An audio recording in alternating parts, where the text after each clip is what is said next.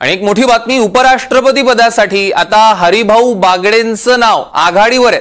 जगदीप धनखड यांच्या राजीनाम्यानंतर आता चर्चा सुरू झालेली आहे ती हरिभाऊ बागडे यांच्या नावाची। हरिभाऊ बागडे सध्या राजस्थानचे राज्यपाल आहेत आणि आता उपराष्ट्रपती पदासाठी हरिभाऊ बागडेंचं नाव सर्वाधिक आघाडीवर असल्याचं कळतंय। या क्षणाची सगळ्यात मोठी आणि महत्त्वाची बातमी आपण बघतोय। उपराष्ट्रपती पदासाठी हरिभाऊ बागडे सध्या आघाडीवर असल्याचं बघायला मिळतंय।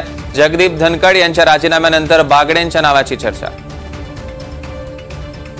मोहसिन शेख आपले प्रतिनिधी आपल्यासोबत जोडले गेलेत। मोहसिन, काय अपडेट्स? सौरभ, नक्कीच महाराष्ट्रातील एका नेत्याचं नाव आता उपराष्ट्रपती पदासाठी चर्चेत आहे आणि हरिभाऊ बागडे यांचं नाव आघाडीवर असल्याचं जे आहे तर माहिती मिळते।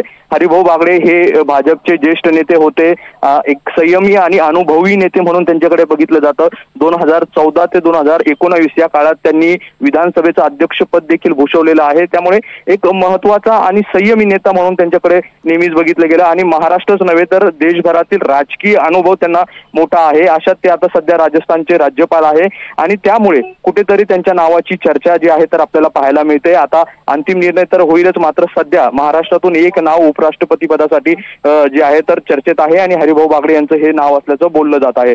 हरिभाऊ बागडे यांचा जर राजकीय इतिहासाबरोबर संघाशी देखील ते जुने संघाशी जोडलेले आहेत आणि त्यामुळे ह्या सगळ्या पार्श्वभूमी त्यांची राजकीय पाहता त्यांच्या नावाची जोरदार चर्चा सुरू आहे।